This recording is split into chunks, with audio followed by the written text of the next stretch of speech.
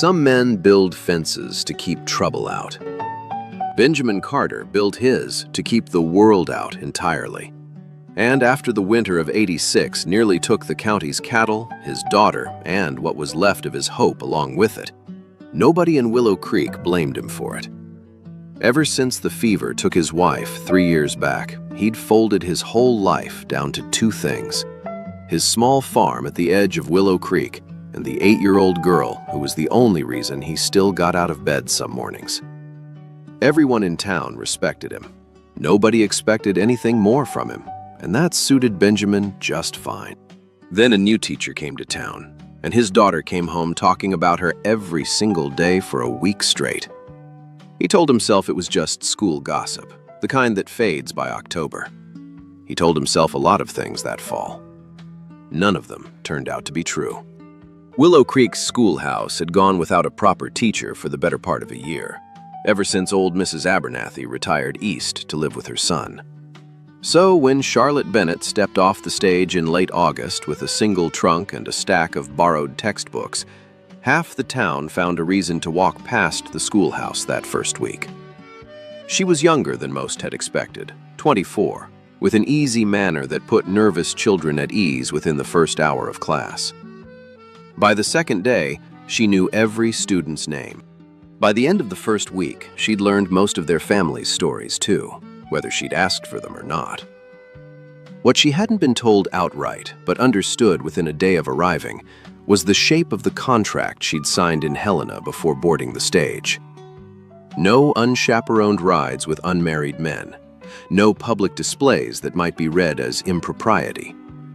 A schoolmarm's reputation was county property in 1888, and Willow Creek School Board had made it plain during her interview that a single misstep would cost her the position, and likely any teaching position in the territory after.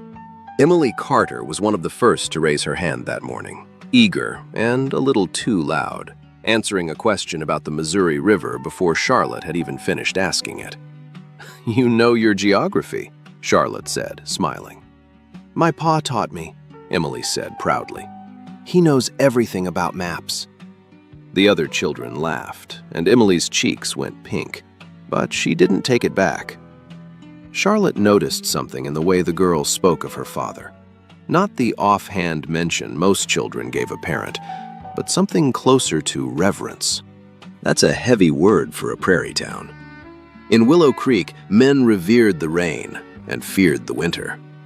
But Emily looked at her father the way older men looked at the sky before a harvest, like he was something the whole household's survival depended on. By the end of that first week, Emily had mentioned her father so many times that Charlotte found herself curious about a man she hadn't even met. A widowed farmer the whole town seemed to speak of with quiet respect, and just as quiet, pity. Benjamin came to collect Emily from school himself most afternoons, a habit he'd kept since his wife passed, unwilling to let the girl walk the mile home alone, even on the safest of days. And after 2 winters of drifts tall enough to swallow a grown man, safest was a word Benjamin no longer trusted easily. That particular afternoon, Emily was slower than usual, caught up showing her slate to a cluster of classmates near the schoolhouse steps. Chalk was cheap, and slate was free once you found the right rock, which was more than could be said for most anything else in a rural territory school. Charlotte stood in the doorway, watching the girl beam with pride over a chalk drawing of a farmhouse, a horse, and 2 stick figures holding hands, smudged where she'd already tried to fix a wobbly line with her thumb. "She's talented," Charlotte said, as Benjamin approached and removed his hat. "She gets that from her mother," Benjamin said, his eyes following his daughter across the yard. There was a stiffness in the way he moved, the particular soreness of a man who'd spent the morning setting fence posts by hand. "Not for me. I can barely draw a straight fence line, and I've set enough of them to know." Charlotte laughed, and then, watching Emily laugh with her friends, said without quite thinking it through, "Your daughter is beautiful." Benjamin looked at Emily a moment longer than the compliment strictly required, something soft crossing his face. Then, with the faintest, almost startled hint of humor, he glanced back at Charlotte. "I was hoping you'd notice me too," he said.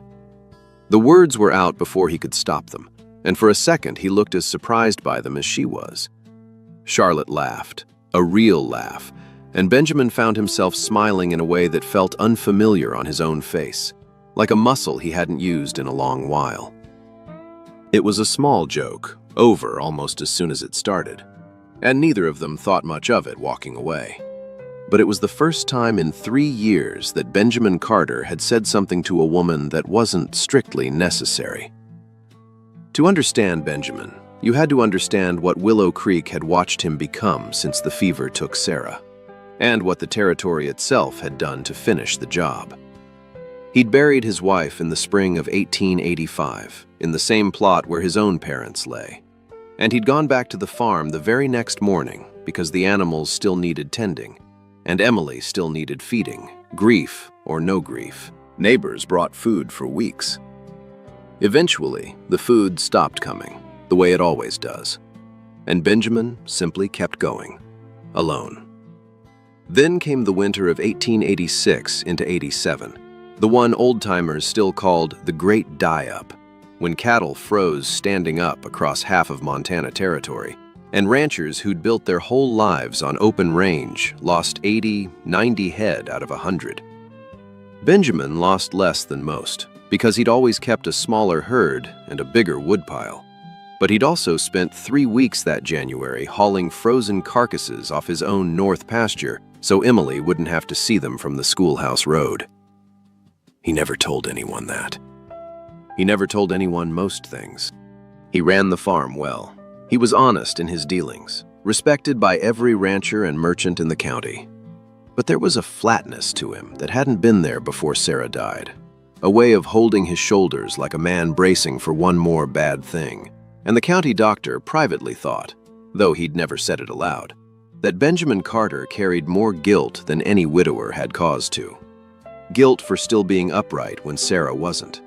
Guilt for the nights he'd caught himself, God forgive him, relieved the crying had finally stopped. Nobody expected him to marry again either.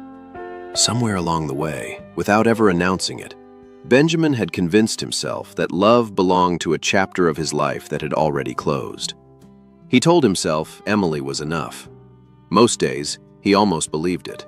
That evening, walking Emily home from school, he found himself thinking about a woman he'd spoken to for perhaps 4 minutes, and it troubled him more than he wanted to admit. "Did you like Miss Bennett, Pa?" Emily asked, swinging his hand as they walked. "She seems like a fine teacher," Benjamin said carefully. Emily looked up at him with the particular knowing look only an 8-year-old can manage. "That's not what I asked." Benjamin didn't answer that one at all. Charlotte Bennett hadn't come to Montana territory purely on a whim, though she let the town believe otherwise since the truth was harder to say plainly. Back in Ohio, her family's grocery had failed the same year her father's health did, and the tidy, comfortable engagement to a young lawyer named Edwin had gone from a romance to something closer to a rescue, his family's money quietly propping up what was left of hers. 2 months before the wedding, she'd understood with a kind of quiet horror that she wasn't marrying a man so much as marrying her family out of debt, and that Edwin's mother had already started referring to her, not unkindly, as an investment that had paid off.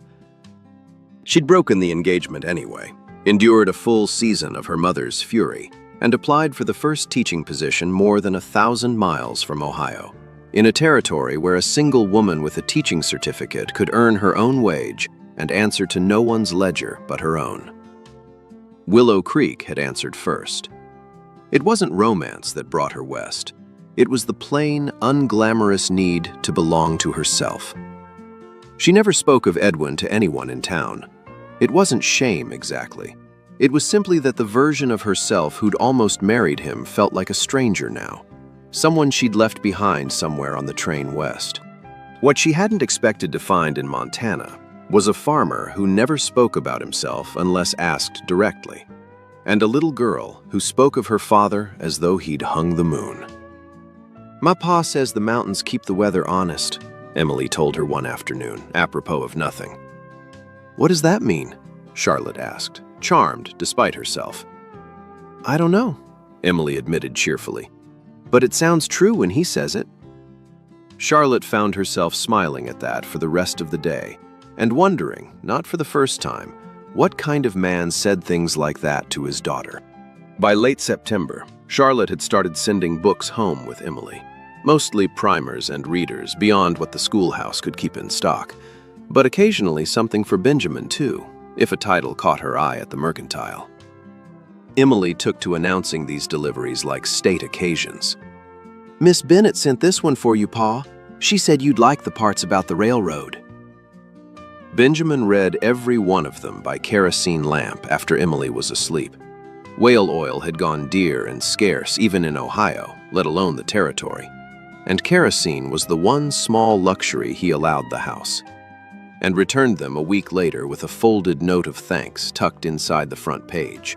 Always brief, always polite, never more than 3 sentences. Paper wasn't cheap either. Neither was the time. Charlotte kept every note. Out here, ink was expensive and time was scarcer. A 3-line note tucked into a returned book was as much as a man like Benjamin could afford to give, in every sense of the word. It wasn't poetry. It was a footprint in the mud, showing he was moving toward her, one careful step at a time, in a territory where a schoolmarm's reputation could be undone by nothing more than gossip about too many notes exchanged too often. One Friday, the note was longer than usual, 4 lines instead of 3, mentioning that the railroad chapter had reminded him of a trip his own father once took to Cheyenne. It was a small thing. Charlotte read it twice before she let herself put it away, and then burned the earlier ones in the stove, quietly, the way a woman does when she's protecting something rather than hiding it. In October, Charlotte finally had a reason that couldn't wait for Emily's satchel. The girl had left her reading primer at the schoolhouse on a Friday, and Monday's lesson depended on it. She knew what it would look like, a single woman driving alone to a widower's farm, and she brought it anyway, telling herself the errand justified the risk to her contract. She borrowed the schoolhouse's spare buggy and drove the 1.5 miles out to the Carter farm as the afternoon light turned gold over the fields, keeping the visit under 20 minutes by her own private rule. Benjamin was mending a fence post when she arrived, sleeves rolled up, hat pushed back, a fresh scrape across his knuckles from where a hand-forged nail had slipped. Iron nails were dear enough that a man salvaged the bent ones rather than waste them, and Benjamin had 3 jars of straightened nails to prove it. He straightened at the sound of the buggy, visibly surprised. "Miss Bennet." "Emily left her primer," Charlotte said, holding it up as explanation, feeling suddenly foolish for the whole errand. "I can't stay. I only meant to leave it and go." "You could have kept it till Monday," Benjamin said, though he was already crossing the yard to help her down. "I know," Charlotte admitted. Something passed between them in that admission, neither one quite ready to name it. Emily came running from the barn a moment later, delighted beyond reason to see her teacher standing in her own front yard, and the awkward moment dissolved into a tour of the farm's 3 horses and 1 very opinionated rooster. Charlotte stayed 18 minutes. By the pocket watch, she didn't look Tika once. Benjamin walked her back to the buggy himself when the light started to fade. "Thank you for coming all this way," he said. "I didn't mind it," Charlotte said, and meant it more than she'd expected to, and more than she could afford to say out loud in a town this size. The visits became a habit, neither of them ever formally arranged, though both of them were careful never to be seen alone together for longer than an errand required. Charlotte found reasons to stop by every week or two. A spelling workbook, a note about Emily's progress, once simply a jar of preserves from a batch she'd made too much of. Benjamin, for his part, started fixing small things around the schoolhouse without being asked. A loose step, a sticking window, the bell rope that had frayed nearly through, always in daylight, always with the schoolyard full of children as witness, because a widower alone at a schoolhouse after hours was exactly the kind of thing that ended a teacher's contract by Christmas. Neither of them called it courtship. Both of them arranged their weeks around it anyway. "You didn't have to fix the step," Charlotte told him one afternoon, finding him kneeling by the schoolhouse entrance with a hammer. "I know," Benjamin said. "I wanted to." It was such a small thing to say, but Charlotte had started to notice that Benjamin never did anything simply because he had to. Everything he offered because he'd chosen to, quietly, without asking for anything in return. Emily, watching all of this unfold with the sharp attention only a child gives to the adults around her, had begun keeping her own private tally of every visit, every note, every small kindness passed between her father and her teacher. She said nothing about it to either of them. Not yet. Willow Creek had its own ideas about Charlotte Bennet's future, and none of them involved a widowed farmer with a young daughter. The banker's son, Wallace Cobb, had already called on her twice, bringing flowers from his mother's garden and talk of a house in town with a proper parlor. The county surveyor, newly arrived and well-spoken, had made his interest known at the last church social with rather more confidence than subtlety. Half the older women in town had already decided Charlotte would marry well within the year, and by well, they meant comfortably, respectably, upward. Wallace Cobb, for his part, did not intend to lose that quietly. He caught Benjamin outside the Mercantile on a cold Tuesday, his father's name doing most of the talking for him. "Carter," he said, not unfriendly, but not warm either. "Man ought to know his own situation. My father holds the note on half the farms this side of the creek. Yours included, I believe, come spring renewal." He let that sit a moment. Be a shame if a man's judgment about his prospects clouded his judgment about his debts. Benjamin looked at him for a long moment, the kind of look that had settled arguments in Willow Creek without a single raised voice in 3 years. "I pay what I owe, Wallace, same as my father did. I don't recall that ever being up for discussion at a schoolhouse social." "Just thinking of you," Wallace said, and walked off toward the bank. And Benjamin stood there in the cold a while longer, doing arithmetic on his own mortgage that he didn't like the shape of. Nobody mentioned Benjamin Carter in the parlor conversations about Charlotte's future. A farmer with a dead wife, a young daughter, and a note coming due at the bank wasn't the sort of match anyone imagined for a bright young teacher with her whole future ahead of her. Charlotte heard the talk, the way anyone in a small town eventually hears everything. She said nothing to contradict it, mostly because she wasn't entirely sure yet what there was to contradict. But she found herself, more than once, comparing the banker's son's careful compliments and his father's careful leverage to the plain, unpolished honesty of a man who fixed her schoolhouse steps and quoted his 8-year-old's opinions on the weather like they were scripture. There was no real comparison to make. She just hadn't admitted that to herself yet. Benjamin, for his part, had reached his own conclusions, and they were considerably less hopeful than Charlotte's, and considerably more complicated after Wallace Cobb's little visit outside the Mercantile. He watched the banker's son's buggy pass his fence line on its way to town some evenings, and told himself it was exactly as it should be. Charlotte Bennet was young, educated, unmarried, and free of every burden Benjamin carried. She deserved a man who could offer her a fresh start, not one already halfway through raising a daughter, carrying a mortgage the bank could call in on a whim, and carrying a grief that never fully lifted. He started finding excuses not to visit the schoolhouse himself. He let Emily deliver the books alone. He told himself this was simple good sense, the kind of restraint a sensible man practiced when he had nothing real to offer and a banker's son breathing down the back of his neck about the spring note. "You haven't been to see Miss Bennet in 2 weeks, Emily observed one evening, with the blunt accuracy children specialize in. "I've been busy with the harvest," Benjamin said. "You weren't too busy last month," Emily pointed out.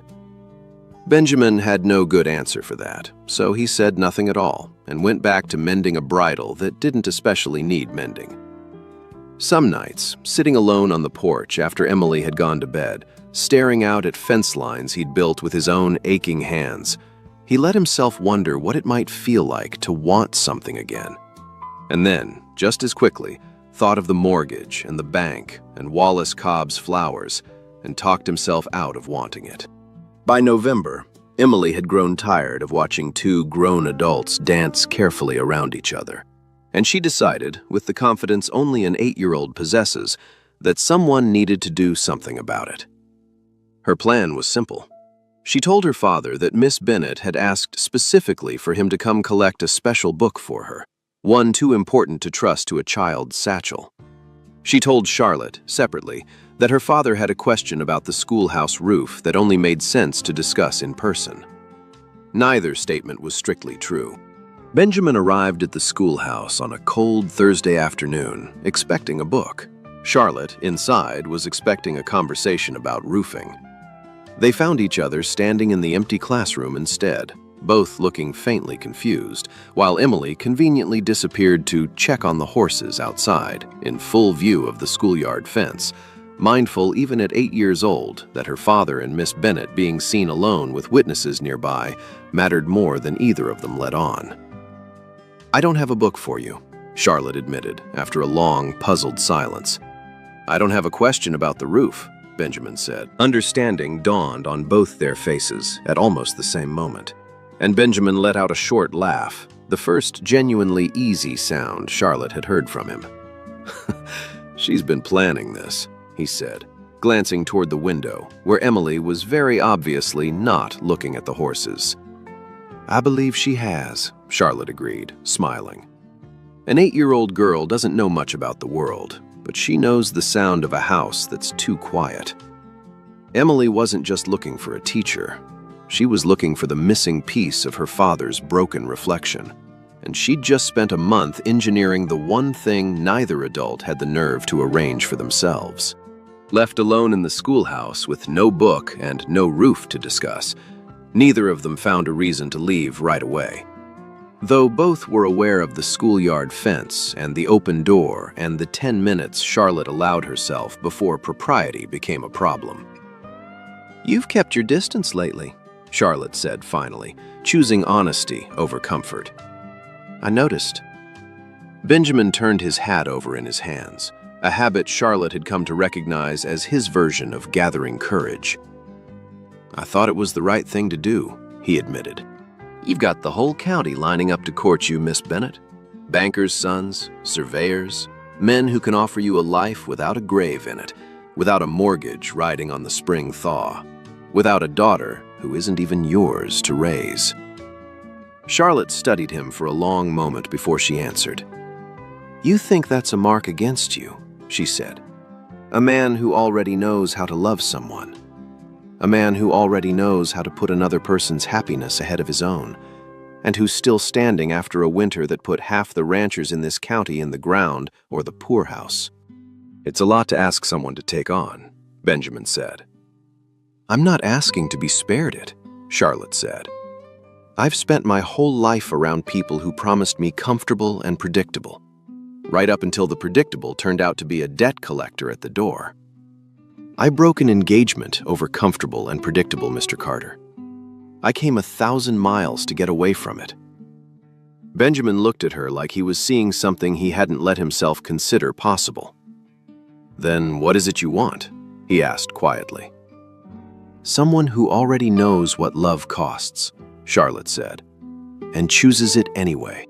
The confession might have settled quietly into something gentle and slow, the way these things sometimes do, if the weather off the Bitterroots hadn't had other plans.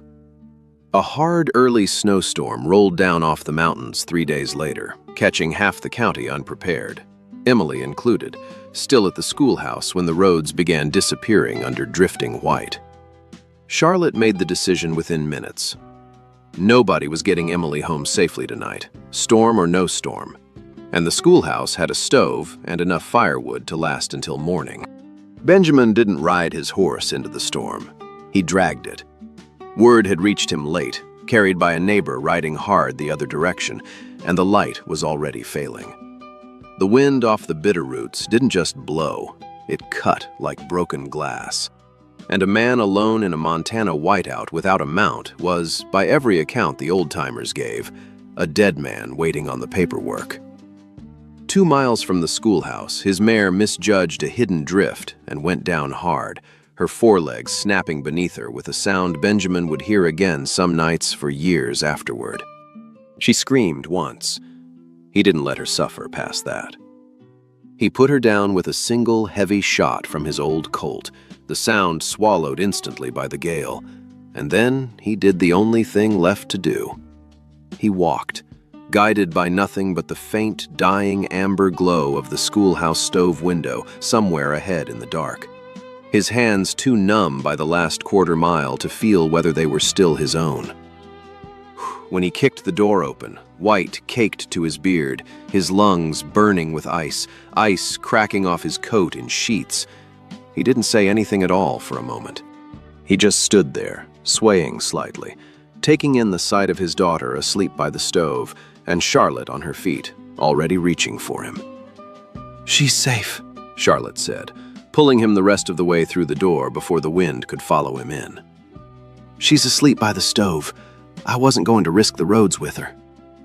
Benjamin's knees went, not from relief alone, but from 3 miles of cold finally catching up to him all at once, and he caught himself against the doorframe, his gaze locking onto his sleeping daughter. "I thought," he started, and couldn't finish the sentence. He was thinking of his mare, of the sound she'd made, of how close a thing the whole night had actually been. "I know," Charlotte said softly, already working his frozen coat off his shoulders, already reaching for a blanket.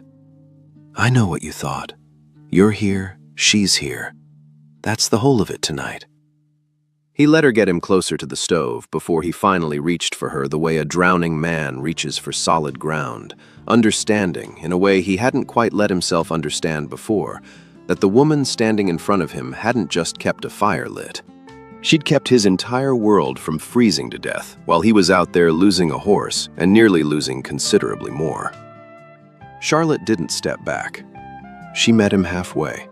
And in the dim firelight, with Emily sleeping soundly a few feet away, 3 years of careful distance finally gave way. Neither of them spoke of it as anything grand the next morning. The storm broke by dawn, the roads cleared enough to travel, and a neighbor rode out at first light to help Benjamin salvage what tack he could off the dead mare before the wolves found her. Benjamin carried a still sleepy Emily out to the borrowed wagon, while Charlotte banked the schoolhouse stove, neither of them saying much, both of them aware of exactly how much the night had cost, and exactly how much it had settled. But something had shifted, plainly enough that even Emily noticed it in the easy quiet between the two adults on the ride home. "Are you courting Miss Bennet now, Pa?" she asked, with all the tact of an 8-year-old who has been waiting weeks for an answer. Benjamin glanced at Charlotte, a question in his eyes as much as an answer. "I'd like to be," he said. "If Miss Bennet will have a man who comes with quite a lot of complications, a mortgage he's still working out, and 1 fewer horse than he had yesterday." Charlotte laughed, the sound clear in the cold morning air. "I believe I already told you what I came 1,000 miles looking for, Mr. Carter." "Tell me again," he said. "I want to hear it plainly this time."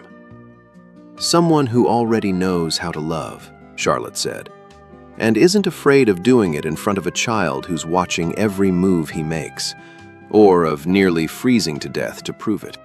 Emily, sandwiched between them on the wagon bench, grinned so widely it nearly split her face in two and said nothing at all, which for Emily Carter was itself a small miracle. Chuckles. Word traveled through Willow Creek the way it always did, faster than any of them expected and twice as loud, helped along considerably by the story of Benjamin Carter walking the last mile through the worst storm in 2 years rather than leave his daughter's teacher facing it alone. Size Wallace Cobb took the news with wounded dignity and a noticeably shorter conversation the next time he passed Benjamin's fence line. The surveyor took it rather better, having already set his sights on a rancher's daughter 2 farms over. Most of the town, once the initial surprise wore off, Chuckles found they weren't nearly as surprised as they'd expected to be, and a good many of them agreed that any man who'd shoot his own horse and walk a mile in a whiteout to reach a schoolhouse full of children had more claim on a teacher's hand than a banker's son ever had on her parlor. "Should have seen it coming," old Mrs. Thatcher said at the Mercantile, loudly loud enough for half the store to hear. Thoughtful. That man's been sending his daughter to that schoolhouse with more books than the county library for 2 months running. Benjamin bore the good-natured teasing with more grace than Charlotte expected, mostly because for the first time in 3 years, he found he didn't much mind being talked about. Curious Charlotte, for her part, wrote to her mother in Ohio for the first time in months, a long letter that didn't mention comfortable or predictable even once, and did mention briefly a man who'd lost a horse in a snowstorm rather than lose his nerve. In the spring, once the school board had quietly and without much fuss approved Charlotte's request to finish out the year married, beneath the same schoolhouse bell that had once been Emily's excuse for bringing them together, Benjamin knelt in the thawing grass and took Charlotte's hands in his. Sincere. "I told myself for a long time that love belonged to a chapter that was already closed," he said. "I was wrong. I just hadn't found the next chapter yet." Softly. "You found more than that," Charlotte said, glancing to where Emily stood a few feet away, hands clasped together, watching with barely contained delight. "You found someone who already knew how to love before I ever met her." Curious. "Is that a yes?" Benjamin asked, and for a moment he sounded exactly as nervous as the day he'd told a stranger he was hoping she'd notice him too. "It's a yes," Charlotte said, laughing through happy tears. Emily let out a whoop that startled the horses in the nearby paddock and ran to hug them both at once, nearly knocking her father off balance in the process. Excited. Above them, the last of the winter clouds broke apart over the mountains, letting a wide band of spring sunlight fall across the schoolhouse yard. Benjamin Carter had spent 3 years believing his story was already finished, thoughtful. It turned out he'd only reached the middle of it. This story was never about rescuing anyone from danger in the way these stories usually mean it. It was about 2 people who had both quietly decided their chance at love had already passed them by. A little girl who refused to let either of them believe it, and a territory that never once made it easy on any of them.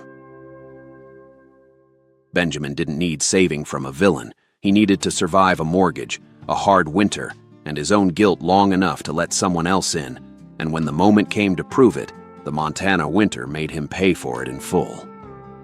Sighs. That's the kind of love that lasts the longest. Not rushed into being, but built slowly out of borrowed books and mended fences and small, ordinary kindnesses nobody was keeping score of until the night it was tested outright and held. If this story warmed something in you, thoughtful, I hope it also reminds you what the Old West actually cost the people who tried to love each other in it. The fences, the winters, the debts, the rules a woman like Charlotte had to work around just to be courted honestly. Sighs. Thanks for spending this one with me, all the way to that spring afternoon in Willow Creek. I'll see you in the next one. If Benjamin and Charlotte's story warmed your heart, warmly hit like and comment. Emily played matchmaker perfectly. Subscribe to the channel so you never miss the next Old West story, because every week, a new journey of courage, romance, and redemption is waiting for you. Excited. Turn on notifications so you're the first to watch.